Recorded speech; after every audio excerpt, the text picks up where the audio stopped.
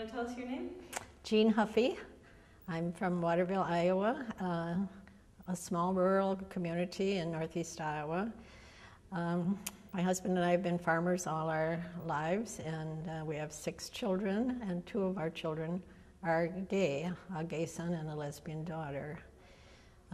It was a devastating moment to us when we discovered we had gay children, because gay people were not, in the mid-1980s, gay people were not accepted, and it was difficult for us in a conservative community to deal with gay children. We stayed in the closet until 1991, when I saw letters to the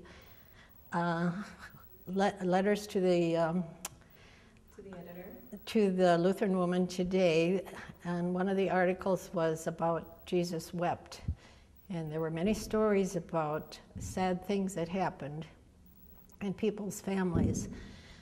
At that time, I felt that living in the closet, as our gay children were forced to do, was not the kind of life I wanted to live, and especially in the church. I wrote a letter to Lutheran Women Today asking them for help in dealing with gay children and what the church could do. Nancy Stelling, who was the editor at that time, called and asked if it was okay to print my letter. And after consulting with our gay children, we decided that was a good time to come out. The letter was published in 1992, and we had many varying reactions to the letter. Many people suspected that our children were gay and lesbian, but it had never been talked about. With the letter, it was necessary for people to talk about it. Many of the reactions were, why did you have to bring it out into the open? Why don't you just keep quiet about it and let it go as it is? And I felt that I needed to talk about it because that was the only way things would change for gay and lesbian people, is if people started talking about it. In 1993, my gay son, Brad, and I attended the March on Washington, a civil rights march with the theme, A Simple Matter of Justice. We had a wonderful time, met many, many thousands of gay and lesbian people, their families, their friends, and had a wonderful time. After I got home, I had a call from the Lutheran magazine asking about my experience at the March on Washington, and I responded with a very positive reflection of our experiences there. It was published in the Lutheran, and when my small rural congregation saw it, they were very upset that their name of their church was used in connection in a positive way with gay people.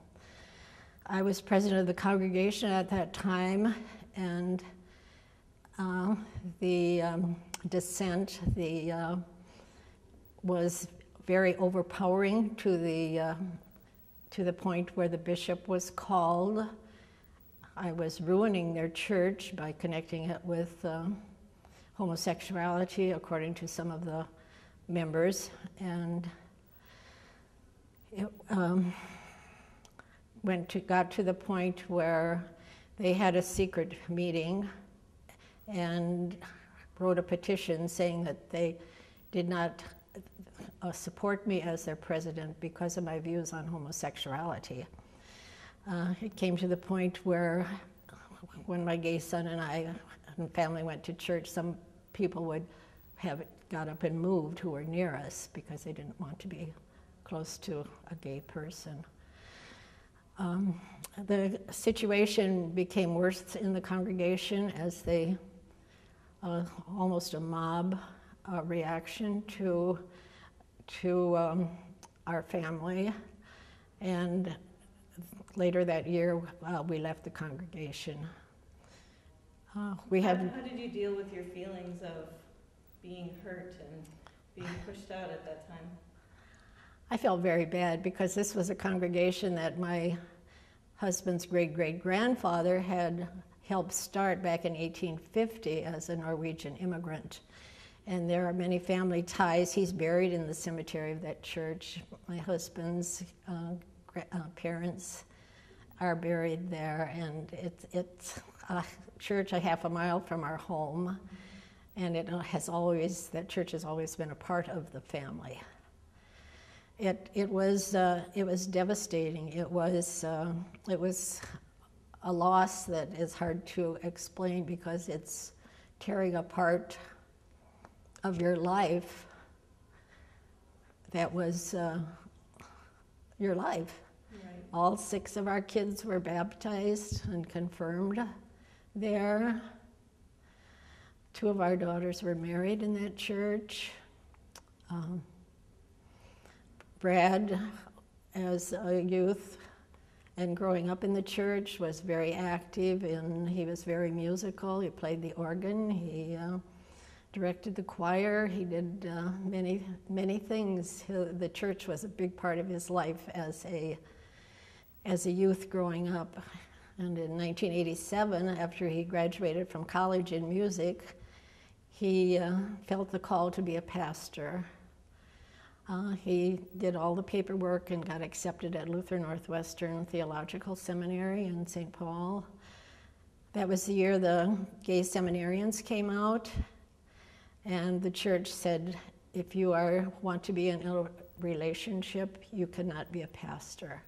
The same rules that we are dealing with in this synod, in this churchwide assembly right now, which hopefully will change that policy, but we don't know that for sure yet.